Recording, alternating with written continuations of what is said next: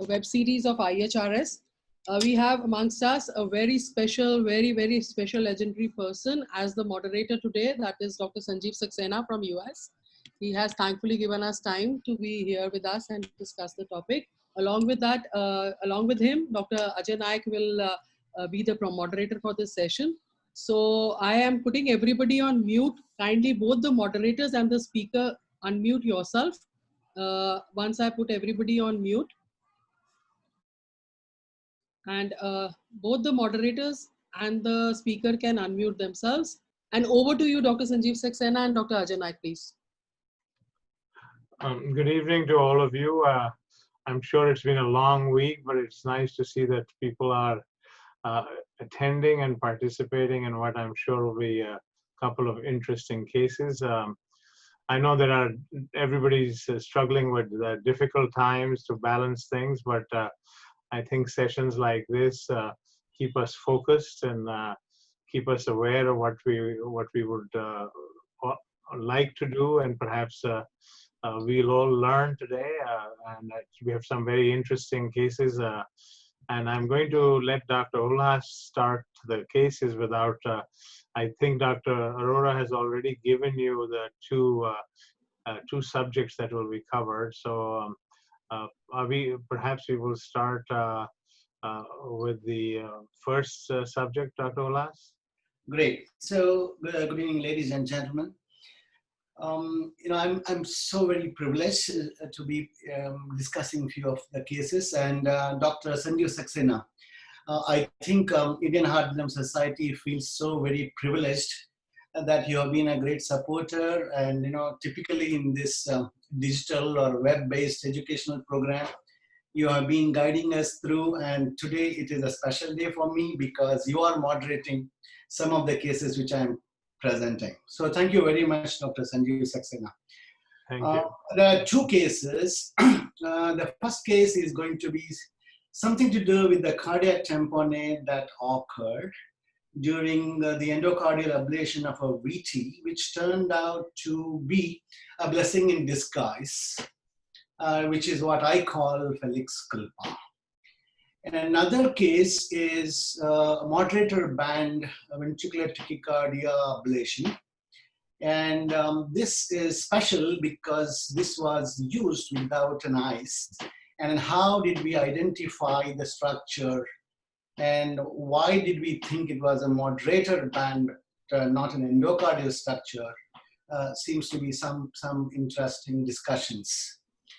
To begin with the first case, where we thought the tragedy or the tragic event or a dangerous event of a cardiac tamponade, which turned out to be good for the patient, the phrase that is used then is called Felix Culpa. Even though the phrase is uncommonly used, this is the phrase which my language teacher used to frequently use. This is a Latin phrase which finds its first usage in the Christian theology, where the urges of Adam and Eve to pluck the apples, which was considered sin, but ultimately in the Christian theology it was considered quite fortunate because it was turned out to be ultimately the blessedness of the redemption. Indeed, the Felix Culpa is a popular tattoo among the Western youngsters who, after indulging in some dangerous liaisons or relationships, but when it ends up sometimes in a good ending, they very proudly show it off with the Felix Culpa tattoo. So this particular case is something to do with the cardiac tamponade that occurred during an endocardial radiofrequency ablation, which actually led to the quiescence of the VT storm, because if we had to simply stop at the endocardial ablation, we could not have been successful. Because of the tamponade what we created, ultimately it led to the aspiration, and through the same axis, we achieved a good result by epicardial radiofrequency ablation. This is a story of a 63-year-old man, ischemic cardiomyopathy, moderate LV dysfunction, presented with a VT storm, a referred case. Before referral, the cardiologist thought an angiogram and angioplasty would be okay, but then he stopped there because he found there was an occluded LC stent and then he couldn't do any more.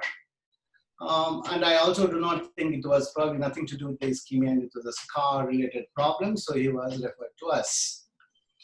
He was in incessant wide QRS tachycardia. Looks like it's a ventricular tachycardia, really very wide QRS complexes. You take any characteristic of an epicardial VT, it actually satisfies them. Positive concordance, inferior axis, and right toward inferior axis. And then I had already quoted about the LCX lesion. Maybe, the scar is something to do with the basal lateral area. So the LCX caused the scar, then maybe it is originating from there. Occasionally only, he used to be in the sinus lesion. It is during one of those times when the ECG was taken. Maybe the loss of some R waves in the inferior leads, little bit of the widening of the QRS. His ejection fraction was about 30%. Echo showed ejection fraction of 30% dilated chambers. Typically, the LCX territory was infarcted. So the planned management was to use some empirical cocktail of antiarrhythmics, and if these things do not stabilize the arrhythmia, go for a stellate ganglion block. Indeed, it was attempted to begin with the left side first, and later on bilaterally. Still, he continued to have the incessant tachycardia. The plan was to do some radiofrequency ablation, and before he goes home, if things are all set, use an ICD before the discharge. In the EP lab, well, the tachycardia used to be incessant, I told already. And when you use the ATP, look at the morphology. This is something to do with the superior axis. So different kinds of morphology of VTs could be induced. ATP never was successful. It used to end up in a hemodynamically unstable pattern requiring DC shocks. So he was sick. After placement of few catheters, including a decapolar in the coronary sinus, these interesting signals were noticed. The cardiac, the cycle length was about 300, and then I used to find this consistently all along the CS, occupying almost like 2/3 of the cycle length with multi-component, fractionated, continuous signals. And this is where I think there was a problem. There was this irresistible urge like what Adam had, I think, in this Christian theology. This is what actually led to a problem, I think. This was so very tempting. And then already the ECG was showing some kind of a wide QRS. So I mean, very, very wide QRS, epicardial origin was thought. I thought, let me just give some test burns here. And 20 watts, 60 seconds. You could notice here, there occurred a change in the exit at least. I concentrate on V1.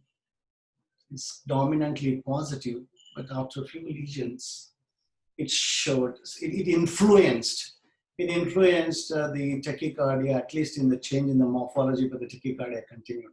But I think at that stage itself, maybe there was some damage to the coronary sinus. I think so. But even if the damage was then, at least quickly the patient did not get into the hemodynamic compromise. What I achieved there was with that kind of so-called cautious burns, at least I really burnt out those signals. It became a little bare here. Because the tachycardia was on, using the HD grid, the LV cavity was mapped with high density grid catheter, both during the sinus rhythm And in the lateral basal area,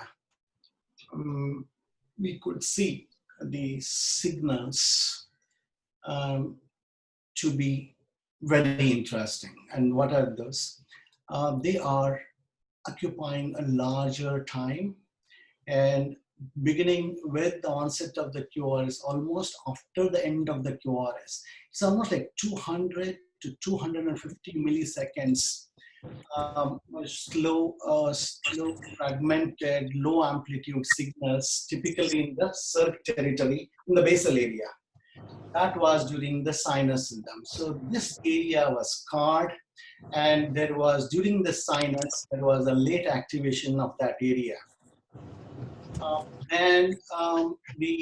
The voltage mapping was also done. And again, if you look at the very dense scar where the grading or the scale is such that when the voltages are marked to less than about 0.16, get the so-called very cold scar, and that was near the mitral annulus, posterolateral area. This is the voltage map, and you could see here on the right side, the activation here is quite delayed. So this is about, this occupies post QRS, almost like 50 to 60 milliseconds area. So both the slow, low voltages and slow conduction times were identified. And this is the same area where if you look at those electrograms, same thing during the tachycardia, you notice that after the culmination of the QRS, before the initiation of the QRS, if you take this interval, you have almost like 2/3 area being covered. And this could be the area where it is entering into the isthmus. And this probably is the 2/3 of the isthmus, and this is the exit site. So the grid catheter is lying upon endocardially in a region covering the entry site of the circuit and 2/3 of the isthmus. That was the hypothesis endocardially. And at the same site, the Pacemap resulted in an acceptable Pacemap, maybe about 8x12 kind of a map. So the same thing, you are looking at the same area, it's occupying almost like 2/3 of this tachycardia cycle length after the culmination of the QRS. Well, so you are in the isthmus, you are giving the energy, and then it is not surprising that it terminates. The problem is, it was the heat which was terminating, because the moment you stop, the tachycardia would again be easily inducible. So I think this led to most likely more excess burns in that area, or maybe that is all scarred, thinned. I used here the flexibility catheter, because the contact force catheter, what we have is unidirectional. Flexibility I thought could be okay because it's bidirectional. Maybe this particular event, that every time I give an energy, it terminates, and there were so great signals, I think I went on ablating. There were two things. One, already in the CS, well, it was an urge to check whether I do a good job there and see what happens. And then here, this was another temptation, maybe another sin. That I went on. Dr. Ulhas, can we stop for a minute? We should stop. Please go ahead. Yeah, can we? You have some remarkable recordings here, and I think it would be easier if we did one recording at a time and discuss them, as to their meeting. Would that be okay? No, let me just finish and then we go back to. Okay, very well. We'll do All that. right. So, there are certain learning points I'm sure you are going to be guiding us through. The temptations here that, even though the CS signals tell you that it could be epicardial origin, and here, once terminated, but you went on, giving the burns, this would be not nice. You end up in having patient collapsing. There was a tamponade and a pericardial aspiration needed to be done. So he was stabilized. But then, in general, except for a VT storm, where you need to be going epicardially if the VT continues. But in other VT cases, typically in ischemic cardiomyopathy, we never do a pericardial, epicardial stick. It is only when endocardial did not result in a good, non-inducibility, then only we go for the next day or a couple of days later epicardial. We never go. So in this particular case also, I was thinking, well, maybe endocardial would be all. And then because of this tamponade, because we needed to be aspirating, so we had a stick, and then I used this for an epicardial RFA, and that resulted in a very, very gratifying results, which I'm going to be showing you. But this is Felix Culpa because there was a tamponade that was created, which was a dangerous event. That turned out to be a fortunate event. So there was a pericardial access, and I have been using this HD grid in almost all of our cases, whether it is an SVT, VT, AF, flutter, because it is such a nice catheter. The safety is so very good. And we have got now at least some 8 to 10 cases of epicardial ablations of VT. So I used this because there was this need that we needed to be doing the aspiration and then access. And these are the signals at a site which are epicardial, and opposite to that were endocardial sites from which the signals were discussed in the previous slides. Now, epicardially, also, we could, during the ventricular tachycardia, you could notice exactly at this, juxtaposed to the endocardial area, almost like 2/3 of the tachycardia cycle length, the continuous fractionated multi-component low voltage signals were recorded from all the electrodes spread over the 4 splines. And if you make an activation map, you could notice that this is the area where the isthmus most likely is located.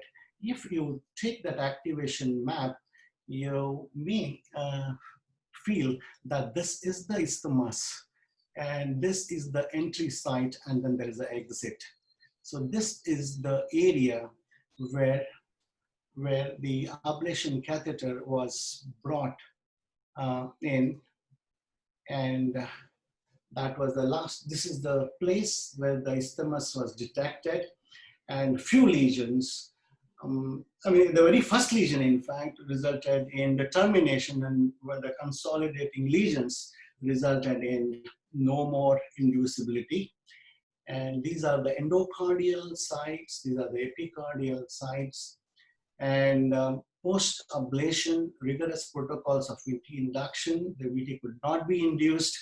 After 3 days of on the fourth day, when there were no more VTs, patient underwent an AICD implantation, and during the AICD implantation, one more time a VT protocol was performed. A rigorous protocol during the implantation could not also induce the tachycardia. And this is also historically interesting because this case happens to be the second ever case in the country where a BOTS remote monitoring technology has been used. They came recently, so this is the second case in the country. And we made use of the remote monitoring on this patient 2 weeks post-discharge. If you look at the episodes, there are none. So this was the Felix Culpa of a cardiac tamponade we created because of our enthusiasm or urge to go on burning in those sites when there were indications that the endocardially it may not be all right, or do endocardial but don't pursue, but go to the epicardium. So that was the lesson, I think, which I learned from this case. So I am going to be taking a pause here before I start case 2. Dr. Sanjeev Saxena, you may ask me questions. So I think there's so many interesting things about this case that we can learn from. I mean, it's a wonderful case because it actually takes me back to the days of surgical mapping and ablation that we did in the 80s. So if we go back to your original coronary sinus image, and if I remember the history correctly, this patient had an inferior myocardial infarction with some lateral wall extension. Is that correct? That's correct. That is correct? That's very correct. Yes, LC expedited. Yes. So you know when we map these patients in the operating room, and this case is like the kind we used to see in the 80s and 90s here. There are not so many of them now. It was always difficult to get an endocardial result which was as good as we would like. And in fact, in I think 84 or 85, we published a paper in the Journal of Thoracic and Cardiovascular Surgery showing that the Pennsylvania Peel approach, the endocardial resection, was a lot less effective in this particular type of inferior lateral aneurysm that exists in these people. Now, the interesting thing in this recording is that if you look at the activation mapping in your at this point, and here's your diastolic cycle, you I guess this is towards the proximal part of the coronary sinus. You're already picking up diastolic recordings which are in the mid to late diastolic segment of this recording, and this is of course the area that we always target for the isthmus and things of that nature. So you can see that that there is a substantially, I mean, assuming this is 5 millimeters or 10 millimeters apart, this is at least a centimeter to 2 centimeter area showing diastolic electrical activity, and of the kind we like to see. Now, if I remember correctly, this patient's coronary artery bypass was done how long before this? Or okay, so he had an angioplasty, not a bypass surgery. He had an angioplasty to the dominant circuit. That makes more sense. So when we studied ablation in the coronary sinus with RF energy, there was a young Georgian doctor with me by the name of Dr. Georg Baridzi, and we did Wolf ablations here and others in that area. This was clearly vulnerable to perforation. That was so. While people are doing coronary sinus ablation these days, one should be rather careful about getting a posterior wall issue here. And then you had a second recording where you had that endocardial voltage map. Is that right? Yes. Now here clearly you show the exit point change. This is a really beautiful map. You can see now the late potentials. The quality of the recordings is excellent. And then there's an activation map that follows, I think, if I recall correctly. Yeah, absolutely. And you can see this wonderful bridging activity, which in the past you had to actually see this at open heart surgery, and now you can actually see it with these wonderful catheters that now exist with high density grid mapping. And what it's showing you is the kind of channels that could exist, and there can be more than one channel. Now, what would have been interesting here is to know what is the actual thickness of the wall in this area. As you're doing, unfortunately, we don't have, imaging during the procedure is difficult, and what is probably really important is to know what the ventricular wall thickness is at this point. Are we at the margins of the aneurysm? Are we at the margins of a scar, of a small scar? But the anatomic electrophysiologic correlation is the one that's remarkable. And as you can see, if you look at this area and then later at the epicardial map, that this is where the bridging diastolic activity is seeing in this segment. And then you're seeing the so-called exit points that we saw at surgery, and then Bill Stevenson saw in his mapping later. And clearly, I don't remember the exact location of your ablation, but I think it was somewhere in this area, if I'm not mistaken. Yeah, this is endocardial, but we got the same. Let's go to the epicardial. So this is a lateral basal area. All right. So the reason I'm pointing out the issue of wall thickness is that we have seen in these patients that if you put endocardial recordings and epicardial recordings simultaneously in the same location, you can see this kind of activity on both sides, particularly if the wall is attenuated and has, is at the border zone. So, so your attempt to go endocardially was not anything that shouldn't have taken place. It is, but the question is, was the wall at that point, more friable at that location? Yeah. So can I go to the second case? Ulhas, for this Ajay, for the interest of everyone, do you have, can you point out in your map, what was your CS location, endocardial location, epicardial location? Yes, CS 910. How close in proximity they were? Yes, CS 910 is about 1 centimeter inside the CS os.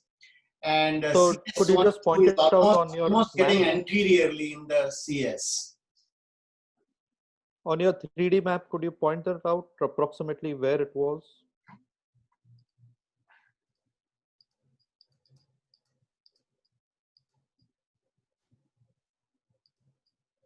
Or even the fluoroscopy, wherever. Okay, so fluoroscopy could be all right, right? I hope. Yeah. Was there a fluoroscopy here? Or yeah, you just showed the HD grid. And okay. So 1 second.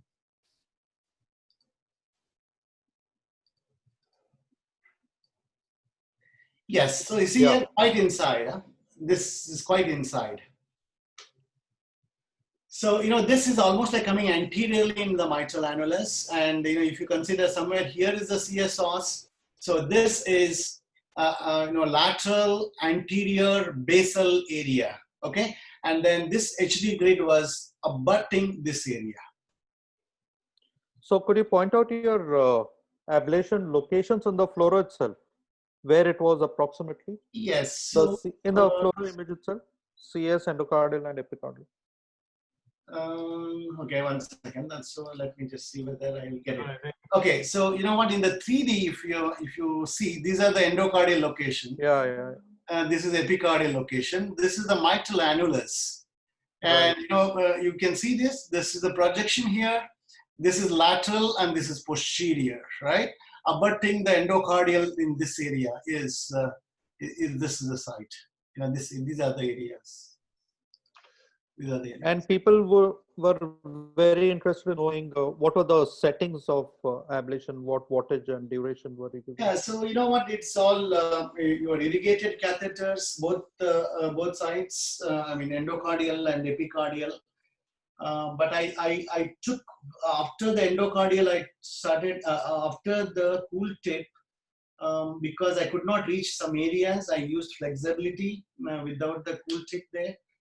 And then here, of course, we use the cool tip catheter, and the flow was about 8 to 10 normal saline, and about 25, 30. Actually, by the way, 25 to 30 is the watts. And moreover, here, we were not very keen on looking at the coronary angiogram, by the way. Yeah? He was quite sick. His renal was a problem. And most important thing, you see that circ is a scarred area. Okay, and the cardiologist had done the angiogram and it was an occluded stent, right? So there was no kind of an issue here. And of course, whenever you are in the epicardial area, before you burn, it is mandatory that a high output, you see that there's no phrenic nerve capture. Some of those routine precautionary measures we need to adopt. Yeah, one more thing, those activation mapping, the signals were really tempting and nobody can stop you from ablating there. But I think entrainment was not possible because the VT was unstable, right? It was not only Was unstable, the there a better morphology pace map anywhere?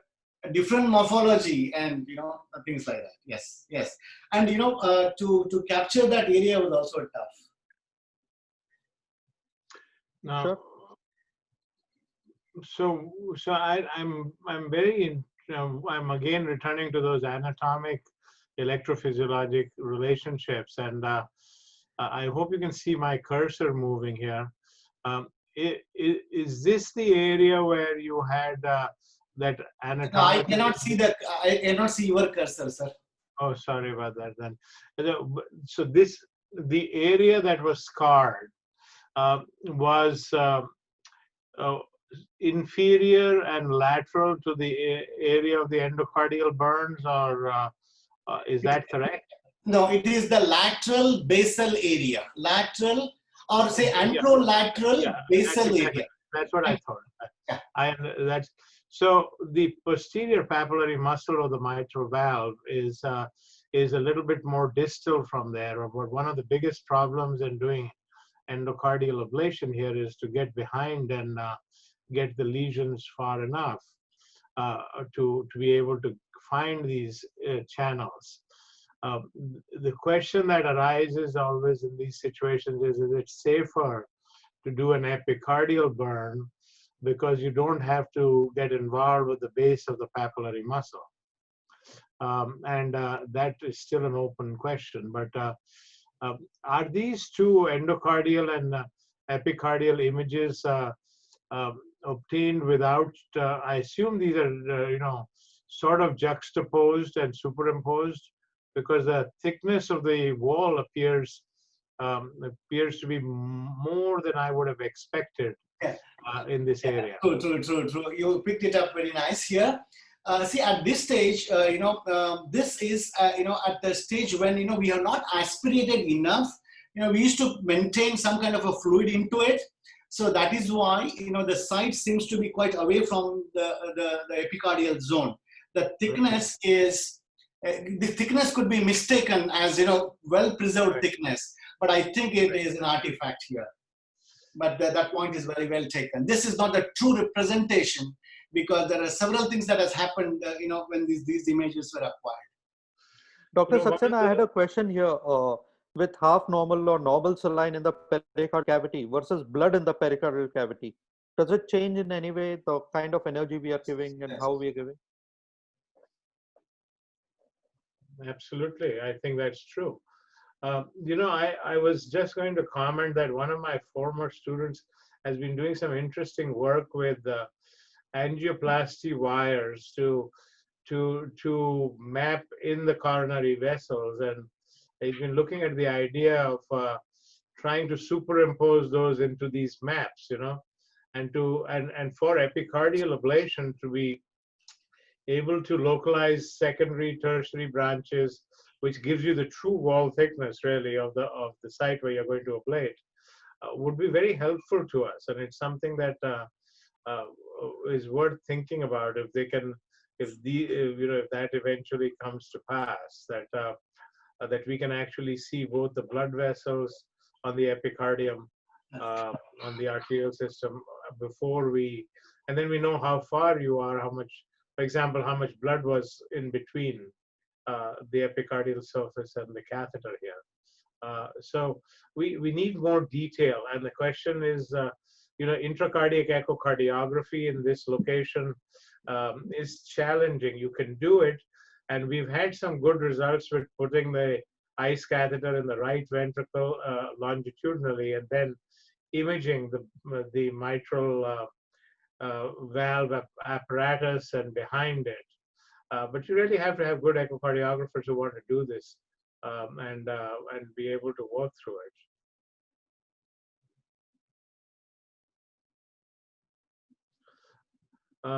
So I think you've certainly controlled the VT storm here. Is the patient on any antiarrhythmic drugs at this time? Presently on a beta blockers and no antiarrhythmics.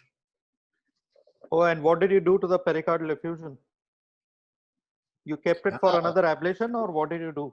Pericardial aspiration was performed, and he remained stable, and then Felix Culpa. Okay. Can I make a comment here, please? If you do, with the permission, of course. Yes. Dr. Ulhas, this has happened with flexibility, right?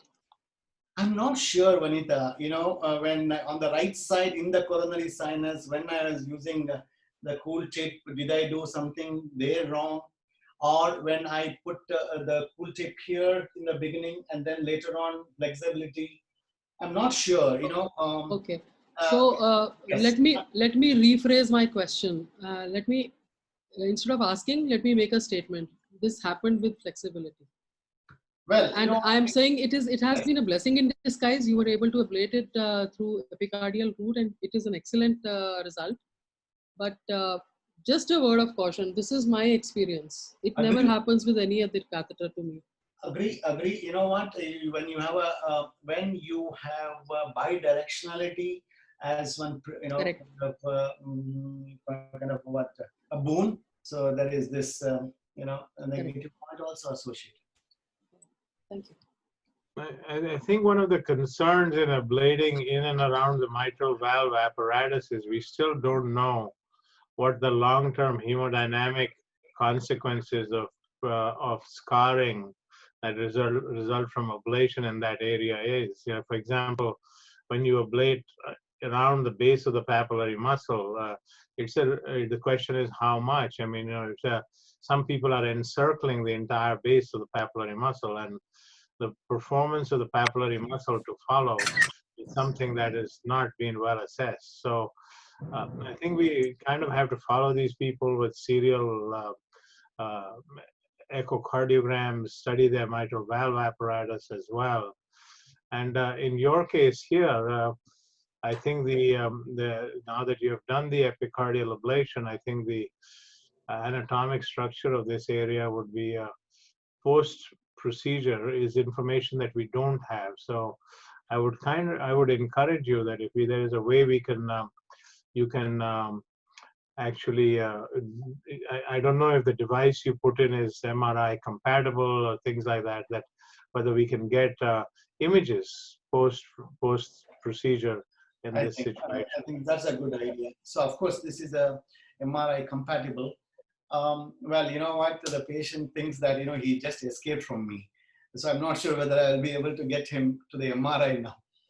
So, well, the storm was fought nicely. This is what I think.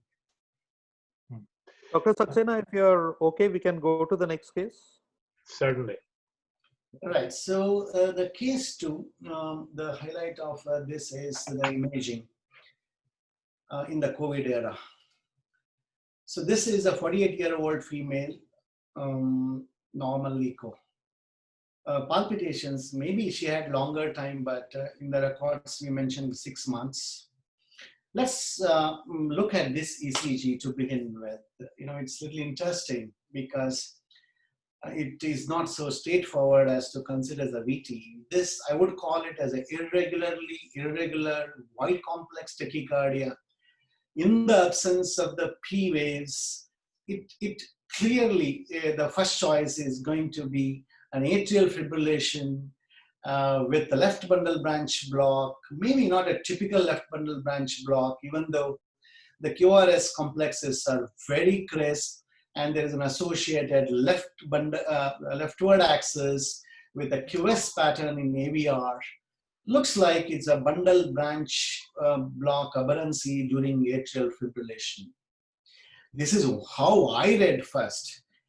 And this is the COVID era when the registrar tells me that this is the patient who has come with the recurrent palpitations. And if this ECG, if I read this as an atrial fibrillation with left bundle branch block, and then my first reaction would be like any other COVID patient, all right, Pa, you just manage medically and send. But the smart registrar said, hold on, sir, this doesn't seem to be an atrial fibrillation with left bundle branch block. I said, why? He showed me this ECG. Then I still asked him, why don't you think? Then he could point out few things. Maybe there are P waves. Maybe. I was not convinced, but then this settled the issue. And what is this issue? Here, there are sinus beats. Okay, T-wave inversion, maybe part of that LBBB T-wave memory, maybe. The T-wave inversions are here, and the narrow QRS sinus beats are at least seen. And then whenever there is a wide QRS coming up, typically it is seeming to be not preceded by a P wave. I mean, it looks like it's a PVC.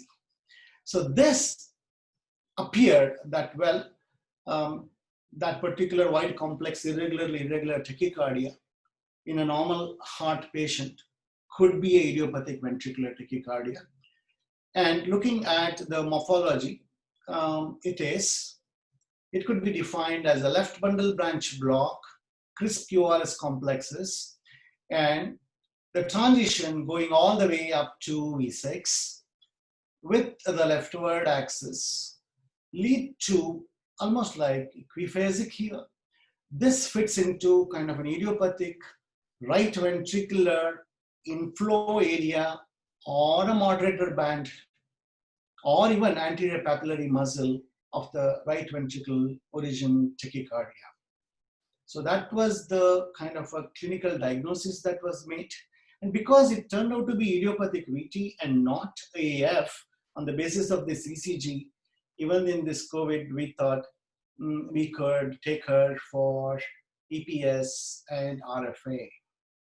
And before that, it was done. Cardiac MRI, contrast enhanced.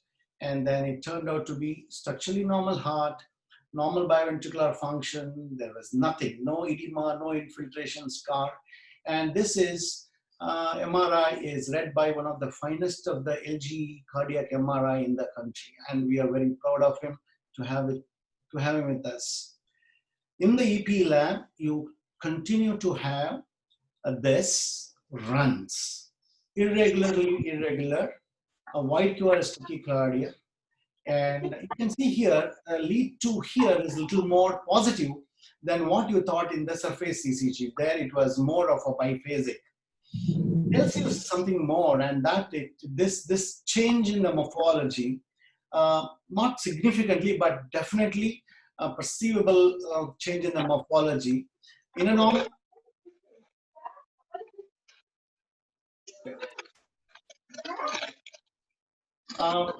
can you people hear me? Vanita, can you hear me? Somebody had muted me. I can hear you, yes. Right. So the interesting thing about this irregular wide QRS tachycardia for left bundle branch block morphology is changing from time to time, if not very grossly, very subtly, the morphology is changing. For example, here in lead 2 as compared to the previous ECG. And in fact, I had noticed few more changes in the inferior leads typically, but the left bundle branch block was a constant feature of this tachycardia. A normal heart, this kind of irregular, speaks about automaticity, speaks about late activity, not necessarily a scar related activity, but well, there can be exceptions. So once we start, again, the HD grid catheter is the standard catheter for us to map. So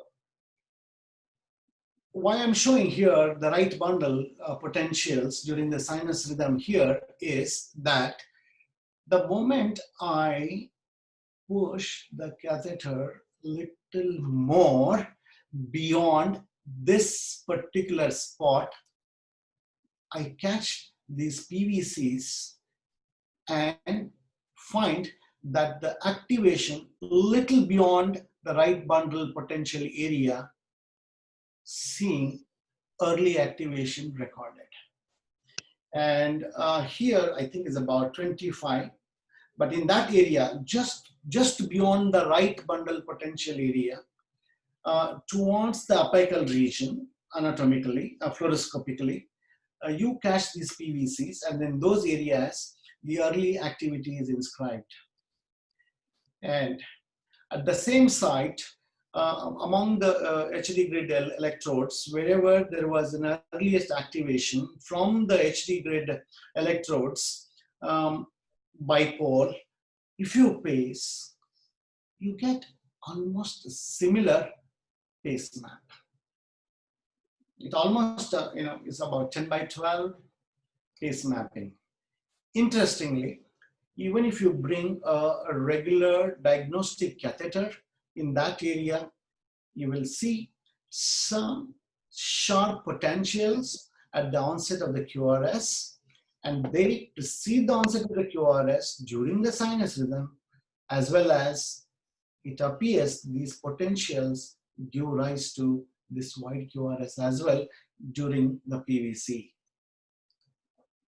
And the unipolar signals there, if you blow that signals, very sharp potentials during the sinus, very, very sharp potentials during the wide QRS ectopy, bipole signals, and a very sharp negative QS complexes in the unipolar. So where was that wide QRS coming from? It appears that it could be from the conduction system, maybe Purkinje potential, because that was recorded both during the sinus rhythm as well as during the PVC. But the point was, if you look at the QRS morphology, it doesn't appear to be an endocardial morphology, what is a textbook description. It has an LBDB, leftward axis, one end AVL positive. The transition is towards the V5 or the V6. That is a textbook picture of an intracavitary structure named moderator gland. So how do you identify now that Purkinje, that so-called potential? Is it really Purkinje arising from the conduction system? Whether it is endocardial, whether it is intracavitary structure, and whether that intracavitary structure is an anterior papillary muscle or the structure which is supported by another structure, namely moderator band. And we have limited resources. My eyes cardiologist, who is an exceptionally talented pediatric interventional cardiologist, who supports us with the eyes, he's not around.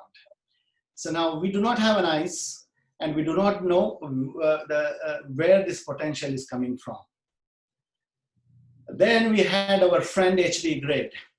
I was thinking, how do we identify an intracavitary structure using the HD grid mapping catheter without the eyes?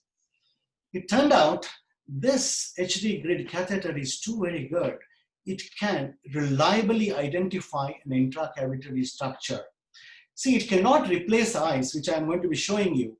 But when it comes to the intracavitary structure, the definition could be made with the HD grid without the eyes. And how is that?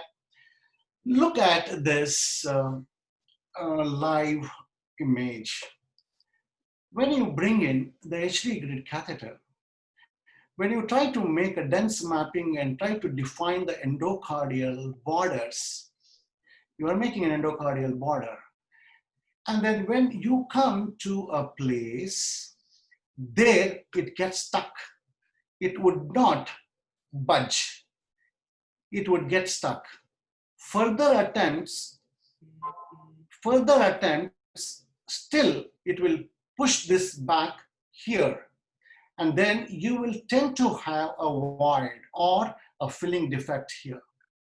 That means you are against a structure which is not making your spine to float all in the cavity and come towards the opposite wall. This is obstructing. When you have this kind of an impression that the shaft and the spline are not in the axis, the spline gets a bend, that means you are hitting an intracavitary structure. One. Second, you are unable to fill this gap. That means it is an internal structure or an intracavitary structure. Not only that, there is another thing which I thought we should use. And what is that? And that is known as the projection algorithm. It is a little too much for me to understand and to explain to you people. But what it says, if you go by the projection algorithm, the algorithm is such that if there are sharp potentials, whether during the sinus rhythm or during the tachycardia, the sharp potentials get ignored by the system if the system recognizes that this is away from the endocardial border. So it ignores these points. And these points are not included in creating the map.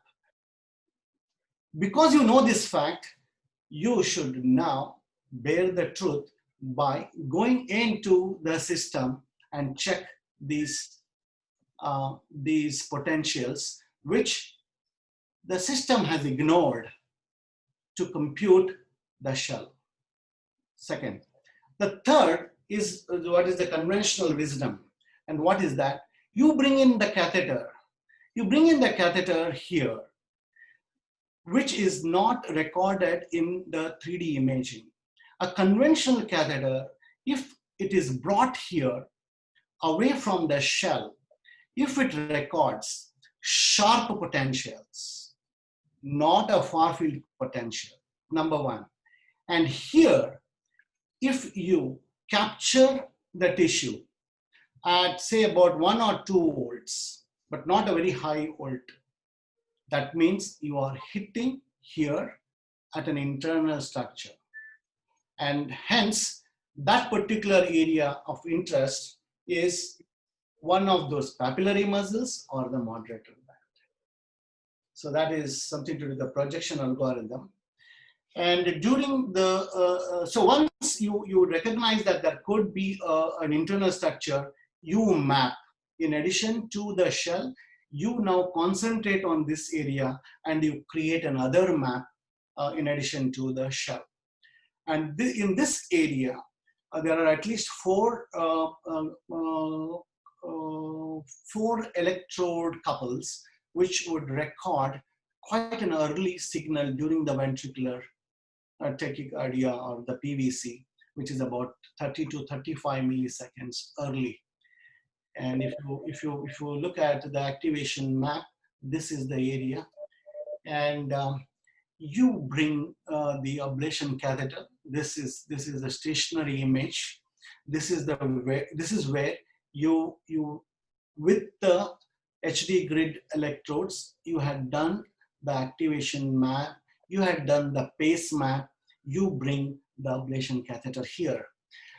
Another point to tell that you are away from the endocardium is the way it remains unstable in this area. It cannot remain stable in this area. That means you are actually touching an internal structure, maybe a moderator band or maybe a anterior papillary muscle. And these are the sets of the lesions given in that area. This is the RAO view, look at the mobility. And this is the LAO view. This is a standard moderator band area, but well, anterior papillary muscle still can be a possibility. This I'm putting it up because you are unable to hold the catheter. Very occasionally at one spot, maybe you are beyond 30 to 45 seconds, and that is how this is codified here. The brown means more than 30 or 45 seconds. Nowhere else you could fix the ablation catheter. That means it is not really stable. That means it's not endocardial structure. Well, during that time, when you ablate, there is this flurry, typically a Purkinje originated PVCs. There is a flurry of activity like this. And then, after few burns, you know, however much you give a burn or don't, there is going to be a poisons. And there was one more observation that was made. This was just beyond the Rt.Bundle branch potential. So post RFA, there was a period when I thought I really injured the right bundle, but after waiting, I think about 30 minutes, the bundle branch block resolved. So the summary here is, I think it is most likely a moderator band. The limitation of this case report that, you know, I don't have an ICE, but I used the HD grid, the way the shaft and the spline change their axis when I push. And then there was this conventional way of looking at the internal structure definition of identifying larger amplitude near field complexes and capturing the tissue at the low voltage. And when we get into the algorithm of near field, far field of the 3D, all those things put together, it definitely turned out to be an internal structure. And the QRS morphology of the PVC is a textbook finding of a moderator band, and I thought it is a moderator band. So it is possible with the HD grid, you identifying an internal structure. Well, it is not a replacement for ICE, but I think during the times like COVID, I think it's okay. You may still call that as moderator band or a papillary muscle, and make use of the available tools. And I think I ablated here. This is the area I ablated. This is the area I ablated in the RAO and the LAO I showed. This moderator band, which carries the conduction system, and that is why there was a Purkinje potential. So I think it was a moderator band VT with whatever the limitations. And thank you, everybody. Thank you, Dr. Sanjeev Saxena. Again, I feel so privileged that I presented these two cases to you. An excellent cases. The last one was is particularly interesting. You know, there have been episode of cases of idiopathic ventricular fibrillation triggered by ventricular premature beats in the region of the moderator band. You know, I guess I go back to the times when ICE didn't exist. So we used to do a lot of right ventriculography at one point in time. So one of the issues here is that the case reports that have been described usually describe the origin at the distal end near the free wall of the right ventricle, or in the body of the moderator band as the site of these Purkinje potentials. And there is an interesting hypothesis that that the ventricular fibrillation is due to reentry in the between the moderator band and the free wall. So that's not new news. That's old news actually, because we've known for a long time that the moderator band is insulated from the free wall of the right ventricle, and there are excellent studies from Brian Hoffman and Bob Meyerberg and all showing the propagation independent of the adjoining wall. But there are secondary, tertiary branches that go into the wall. So where you are in relationship to this arborization, you certainly seem to be a little higher up than the free wall from what you're showing. Whether you are in one of the arborization networks attaching to the wall in the region more proximal to the free wall, you can't really say. Maybe if you get a chance sometime that in a future case that you do a lateral, pure lateral RV-gram, that may help define some of the margins if you don't have ice. Right. That you can do that at high resolution. Angiogram could have been done to further define. Yes, I take it. But it's only the lateral angio which is a value here, and I and think you would have to. Yes, true. And you would have to do it at high magnification just to see this area of the posterior aspect of here. So on that angiogram, but and I think even the resolution with ice is also not the most terrific resolution. You have to really from the right atrium, it's you have to be really good to see the moderator band, and putting ice in the right ventricle, we still have a lot to learn about that. So so there's lots to be learned here. The hypothesis that has been put forward that there's re-entry between the band and the adjoining wall. It's a hypothesis. It's a decent hypothesis that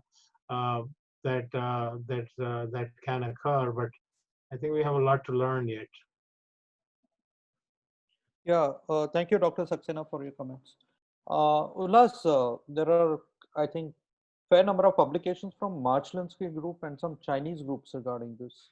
Yes. And they say that probably you need to target both the septal aspect and the free wall aspect of the moderator band. So, without ice, it's a little difficult to comment where you are and how much extent of the moderator band you are covering. So was the transthoracic echo or transesophageal echo something that would have helped you additionally other than HD grid, or you thought that was adequate? Yeah, sure. Better than nothing. When there's no ice, you could have always used the tea. But the point here is patient needs to be essentially anesthetized for that. So it may not be okay. You can do a right ventricular endocardial map and then look at this projection view you're talking about related to that to get an idea. But these are really difficult things to do. It's not something that we do all the time, and we have a lot to learn about what an electroanatomic map of the right ventricle done completely would look like.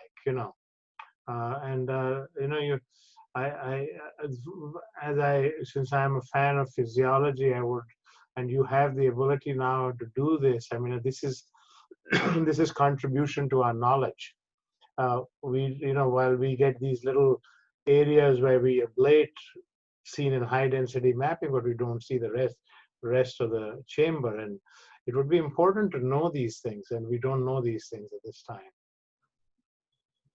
Even the 12-lead ECG of the tachycardia, the transition seemed to be at V4-5, which would probably put it at the place where you are ablating, the septal aspect of the moderator.